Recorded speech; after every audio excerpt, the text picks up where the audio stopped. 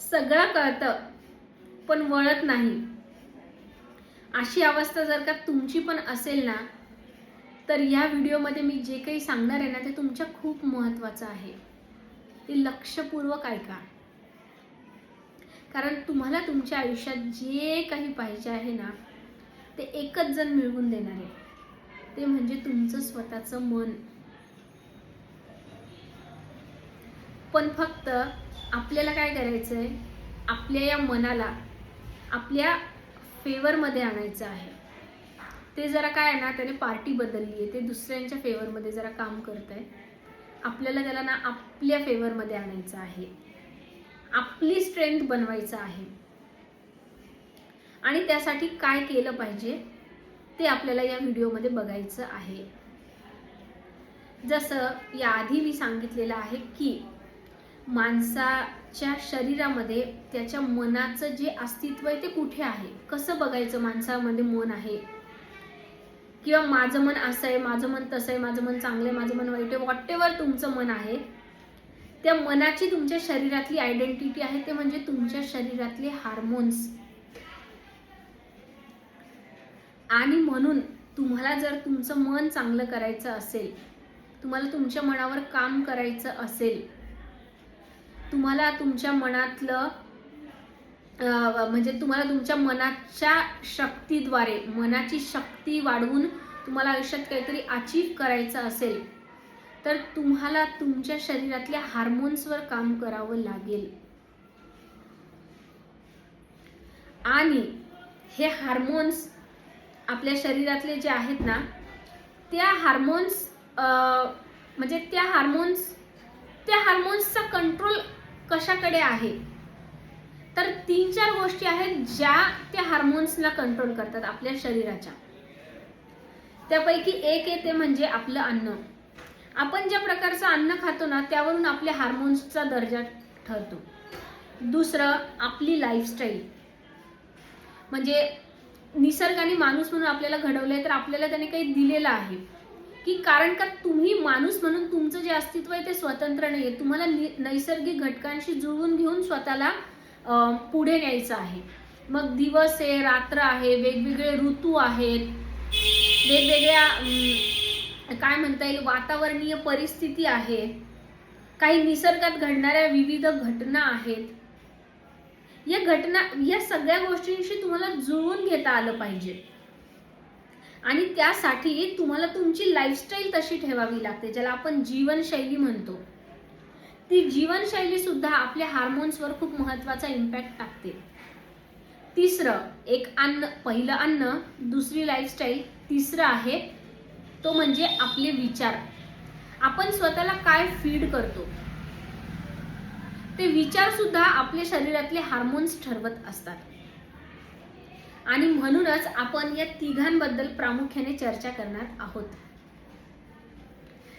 तर मन या संदर्भाने पहिलं जे आपण बघणार आहोत की तुम्हाला तुमचं मन वळवायचं असेल तर सगळ्यात पहिले तुम्हाला तुमच्या आयुष्यात काय कंट्रोल करावं लागेल, किंवा काय तुम्ही कंट्रोल केलं तर तुमचं मन तुमच्या कंट्रोलमध्ये येईल. तर तो घटक आहे तो म्हणजे आपल्या अस्तित्वातला जो एक अजून आयाम आहे, ज्याला आपण बुद्धी असं म्हणतो. ती बुद्धी आपल्या मनाला कंट्रोल करण्यात खूप महत्त्वाची भूमिका बजावते. तुम्ही तुमच्या बुद्धीला कंट्रोल केलं ना की तुमची बुद्धी तुमच्या मनाला कंट्रोल करते. म्हणजे तुमच्या मनाचा बॉस कोण आहे, तर बुद्धी आहे. जसं एखादा व्यक्ती असतो, प्रत्येक व्यक्तीला कोणीतरी बॉस असतो, तो असा कधीच अनिर्बंध नसतो. तसंच आपल्या या मनरूपी हा जो राक्षस आहे किंवा देव आहे, काही जणांसाठी त्यांचं मन म्हणजे राक्षस आहे आणि काही जणांसाठी त्यांचं मन म्हणजे देव आहे. त्याचं कारण आहे, देव काय करतात, सगळं काही चांगलं करतात, आणि राक्षस काय करतात, सगळीकडे विध्वंस घडवतात. दुर्दैवाने आज घडीला या जगामध्ये काही लोकांच्या आयुष्यामध्ये त्यांचं मन हे देवासारखं आहे. म्हणजे त्यांचं मन त्यांना त्यांच्या आयुष्यात जे जे पाहिजे ते मिळवून देतो. जसं एखादा कल्पवृक्ष असतो, ते कल्पवृक्षाची आपल्याकडे एक संकल्पना आहे बघा, की कल्पवृक्ष माणसाला मागेल ते देतो. किंवा ती कामधेनू गायीची एक संकल्पना आहे, की ती कामधेनू नावाची एक गाय असते आणि आपण त्या गायीला जे काही मागू ना ते ती आपल्याला देते. काही जणांचं मन ना त्या कल्पवृक्षासारखं किंवा त्या कामधेनू गायीसारखं आहे.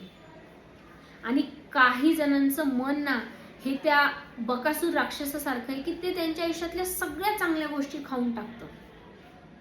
ते त्यांच्या आयुष्यातले चांगले रिलेशनशिप खाऊन टाकतंय त्यांचं मन त्यांच्या आयुष्यातला चांगला जॉब खाऊन टाकतंय, किंवा जिथून त्यांच्या रोजीरोटीचा जो सोर्स आहे तो खाऊन टाकतो आहे. त्यांच्या आयुष्यातलं त्यांचं आरोग्य खाऊन टाकतोय, त्यांच्या आयुष्यातले चांगले एक्सपिरियन्सेस खाऊन टाकतोय, त्यांच्या आयुष्यातल्या जेवढ्या चांगल्या पॉझिटिव्ह गोष्टी आहे ना, तो बकासूर त्यांचा तो जो मन रूपी बकासूर आहे ना, तो सगळ्या चांगल्या गोष्टी खाऊन टाकतो आहे. आणि तुम्ही यापैकी कुठल्या कॅटेगरीत आहात ते बघा. आणि जर तुम्हाला तुमच्या या मनाला जे म्हणजे ते मन जे राक्षसात कन्वर्ट झालंय किंवा त्याने राक्षसांच्या पार्टीत प्रवेश केलाय, त्याला पकडून इकडे देवाच्या पार्टीत आणायचं असेल ना, तर सगळ्यात आधी तुमच्या बुद्धीला कंट्रोलमध्ये आणा. याचं एक छोटंसं उदाहरण मी देते. तुम्ही हे नेहमी बघितलं असेल हा प्रसंग, की तुमच्या आसपास कुठलाही एखादा व्यक्ती ज्याच्या आयुष्यात काहीतरी निगेटिव्ह घटना घडली, की समजा एखादा माणूस परीक्षेत नापास झाला, एखादा मुलगा, किंवा एखाद्याचा जॉब गेला, किंवा एखाद्याच्या तुम्ही घरी गेले, कोणी तिथे त्यांचं जवळचं व्यक्ती एक्सपायर झालं, किंवा एखाद्याच्या घरी चोरी झाली, एखाद्याचा काही अपघात झाला, म्हणजे एखाद्या व्यक्तीवर त्याच्या आयुष्यात कुठलाही दुःखद प्रसंग ओढावला आणि आपण जेव्हा त्याला भेटायला जातो किंवा कोणीही त्याला भेटतो, तेव्हा प्रत्येक माणूस त्याला एकच सल्ला देतो, काय माहितीये, की ठीक आहे, जे झालं ते झालं, आता तू तुझं मन घट्ट कर आणि या कठीण परिस्थितीतून बाहेर पड. हे वाक्य आपण सगळ्यांनी ऐकलेलं आहे, की मन घट्ट कर. त्याचं कारण आहे, त्याला हा सल्ला का देतात माहितीये, कारण मन जे असतं ना, त्याला वाहवत जायला खूप आवडत असतं. तो निमित्तच शोधत असतो वाहवत जायला. म्हणून त्याला सांगितलं जातं, मन घट्ट कर, मन स्थिर कर. आणि हे करण्यासाठी त्याला त्याची बुद्धी मदत करत असते. ती बुद्धी जर त्याने कंट्रोलमध्ये आणली ना, तर त्याचं मन त्याला घट्ट करता येणं शक्य असतं. म्हणजे कसं, समजा एखादा मुलगा आहे आणि तो परीक्षेत नापास झाला आणि त्याला त्याच्या आई वडिलांनी सांगितलं की जाऊ दे, तू निराश नको होऊ, तू काय कर, तुझं मन घट्ट कर आणि ठीक आहे, हा जो अपयशाचा जो काळ आहे, एक दोन महिन्यात, 2-4 आठवड्यात हा निघून जाईल. तू त्याच्यानंतर तू काय कर, आता कुठेतरी बाहेर गावी जा, 4-8 दिवस फिरून ये, जरा रिफ्रेश हो आणि परत नवीन वर्षात नवीन जोमाने अभ्यासाला लाग. मग आता इथे या मुलाची जी बुद्धी आहे ना, ती खूप महत्त्वाची भूमिका बजावते. जर का त्या मुलाची बुद्धी जर ठिकाणावर असेल, तर ती बुद्धी त्याला 4 चांगले मार्ग सुचवेल, की ठीक आहे, एक काम कर, तू काय कर ना, यावेळेस या सब्जेक्टवर जास्त फोकस कर, किंवा हा जो सब्जेक्ट आहे ना, तर याच्यात बघ तुला खूप चांगले मार्क पडलेले, काय कर, त्या विषयाची अजून एक ट्युशन लाव आणि अजून थोडंसं त्याच्यातच जास्त तुझं पारडं जड करायचा प्रयत्न कर. किंवा नाही तर त्याची बुद्धी त्याला सांगते की हे बघ, हे तुला अपयश आलंय, आता ठरवून घे, याच्यातच करिअर करायचं का आता ही फील्ड सोडून दुसरं काहीतरी करायचं. हे त्याचं मन जे आहे ना, त्याला 100 ऑप्शन सुचवतं आणि त्याला काहीतरी पुढचा मार्ग त्याची बुद्धी दाखवती. पण हेच त्या माणसाची बुद्धी जर चांगली नाहीये ना, ती बुद्धी त्याचं मन कलुषित करते. ती बुद्धी त्याच्या मनाची जी अस्थिरता आहे ना, त्या अस्थिरतेचा पाया अजून कमकुवत करते आणि मग ते जे मन आहे ना, ते अजून खचायला त्याच्यातून त्याला मदत होते. मग अशा वेळी काय होतं की हे मुलं, म्हणजे हे ज्याला परीक्षेत अपयश आलं ना, हे मुलगा एखादा टोकाचं पाऊल उचलण्याची पण शक्यता असते. जसं आपण बघतो की मुलं परीक्षेत अपयश आल्यावर आत्महत्या करतात. का माहितीये? कारण की त्यांचं मन रूपी जो त्यांच्या अस्तित्वाचा आयाम आहे, त्याचा जो पाया आहे, त्या मनाचा जो पाया आहे तो आहे बुद्धी. आणि ती बुद्धी पण स्थिर नाहीये किंवा ती बुद्धी पण योग्य दिशेने त्याला मार्गदर्शन करत नाहीये ना. मग त्या मनाचा पाया जेव्हा खचतोय, कमकुवत होतोय, तेव्हा ते मन पण अस्थिर होत आहे. आणि मग ते मन माणसाला असं वाहवत जायला प्रेरित करतं, इतकं वाहवत जातो की तो माणूस स्वतःचा जीव देतो. त्याला त्याचा जीव पण नकोसा वाटायला लागतो. का? कारण की ते मन त्याला आतून गाईडच तसं करतं, आतून एनर्जीच तसं देतं की आता तुझ्या आयुष्यात सगळं संपलं. तू 12वीची परीक्षा नापास झाला ना, तू काय ते नीटची परीक्षा नापास झाला ना, तू UPSCची परीक्षा नापास झाला ना, मग आता तुझं आयुष्यच संपलं, असं त्यांची बुद्धी त्यांना भ्रमित करते. किंवा आपण बऱ्याचदा हे बघतो की एखादी व्यक्ती त्याच्या जवळच्या व्यक्तीला गमावते. अचानक त्याच्या एखाद्या जवळच्या व्यक्तीचं निधन होतं. आणि हा जो व्यक्ती असतो, ज्याचा की हा खूप जवळचा आहे, त्याला ते जवळचे नातलग, शेजारी पाजारी सगळेच भेटायला येणारे काय म्हणतात की जे झालं ते खूप वाईट झालं, पण तू तुझं मन घट्ट कर. त्याचं कारण आहे की हे जे आसपासचे लोक असतात ना, यांना माहिती असतं की आता हा मनाने खूप खचलेला आहे, कारण की याने याच्या जवळच्या व्यक्तीला गमावलेलं आहे. अशा वेळी याचं मन जे आहे ना, ते काहीही पाऊल उचलू शकतं. किंवा हा जो धक्का आहे की आपल्या जवळचा व्यक्ती अचानक आपल्याला सोडून गेला, आपला पती आपल्याला सोडून गेला, पत्नी, एखादं लेकराचं निधन झालं, असं जेव्हा काही कोणाचं दुःख निधन होतं, तर तेव्हा ते मन पूर्णपणे खचलेलं आहे. ते मन कुठेही वाहवत जाऊ शकतं, कुठेही भरकटू शकतं. त्याच्यामुळे त्याला घट्ट करणं खूप गरजेचं असतं. म्हणून त्याला हा सल्ला दिला जातो की मन घट्ट कर तुझं. काही झालं तरी तुझ्या मनात काही तू वाईट येऊ देऊ नकोस. तू ते तुझ्या मनाने तुला काहीही सांगितलं ते ऐकू नको. कारण माणूस एकदम निराशेच्या गर्दीत असतो ना, तो काहीही करू शकतो. जसं आपण बघतो की समजा घरातल्या एखाद्या व्यक्तीचं जर निधन झालं तर दुसऱ्या व्यक्तीला हृदयविकाराचा झटका येतो. का? कारण त्याचं मन कमजोर होतं, त्याचं हृदय कमकुवत होतं. म्हणून हे जे कुठल्याही कठीण प्रसंगात जे सांगताना मन घट्ट करा, मन घट्ट करा, त्याचं कारणच आहे की त्या दुःखाच्या प्रसंगातून बाहेर यायला तुमचं मन तुम्हाला मदत करणार आहे.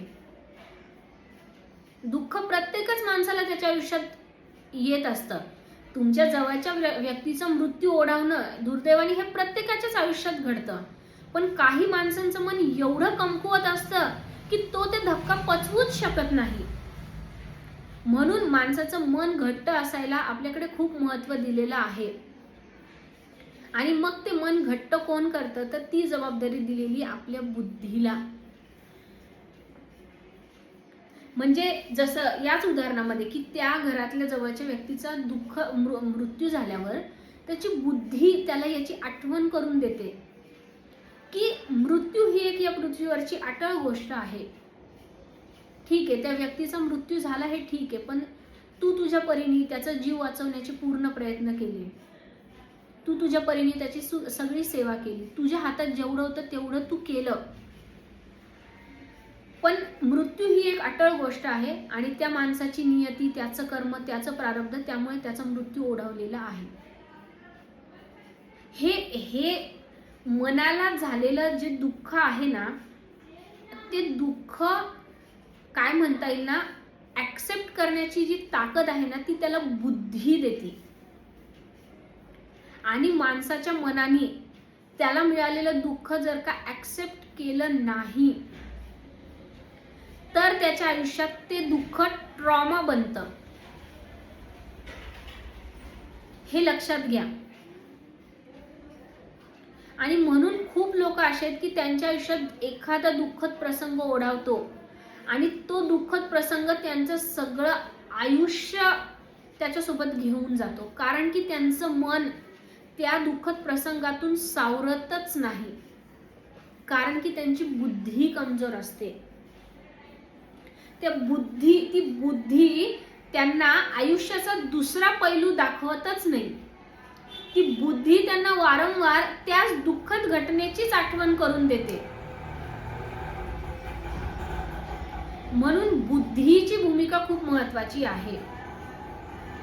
आणि मग म्हणून आपल्याकडे हे जे सांगतं ना की माणसाने नेहमी चांगला विचार करावा, चांगला विचार करणाऱ्या लोकांच्या संगतीत राहावं, चांगले विचार ऐकावेत, सत्संग करावा, पुस्तकं वाचावीत, देवाचं नाव घ्यावं, किंवा जे आपल्याकडे वेगवेगळे सणवार आहेत तर या सणवारांच्या काळात पण आपल्याला की काहीतरी बाबा तुम्ही चांगलं काहीतरी तुमच्या हातून काम करा.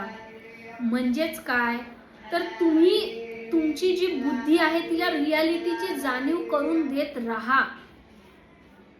तुमच्या बुद्धीला तुम्ही शार्प ठेवत राहा, तुमच्या बुद्धीला तुम्ही फीड करत राहा. जसं आपण सत्संगात जातो तर ऑब्विसली सत्संगात आपल्याला 4 चांगल्या गोष्टी सांगितल्या जातात. हे असं आहे, ते तसं आहे, की बाबा या व्यक्तीच्या आयुष्यात पण असाच कठीण प्रसंग ओढावला होता. मग तिथे सत्संगात आपल्याला कोणाचं सांगितलं जातं, एखाद्या देवी देवताबद्दल, की रामाचं आयुष्य असं होतं, श्रीकृष्णाचं असं होतं, भरपूर काही तिथे सत्संगामध्ये आपल्याला सांगितलं जातं. म्हणजे काय तर आपल्या बुद्धीला हे सांगितलं जातं की बुद्धीचं भरण पोषण केलं जातं.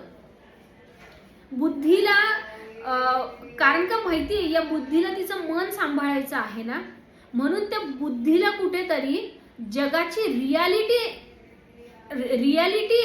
म्हणजे रियालिटीसाठी त्या बुद्धीला शार्प केलं जातं. कारण आपलं मन जे आहे त्याला काय असतं, त्याला तर तेच बघायचं असतं जे त्याला बघायचं आहे. म्हणजे समजा ही साडी, मला जर ही साडी आवडलेली तर मला ही साडी कायमच आवडणार आहे.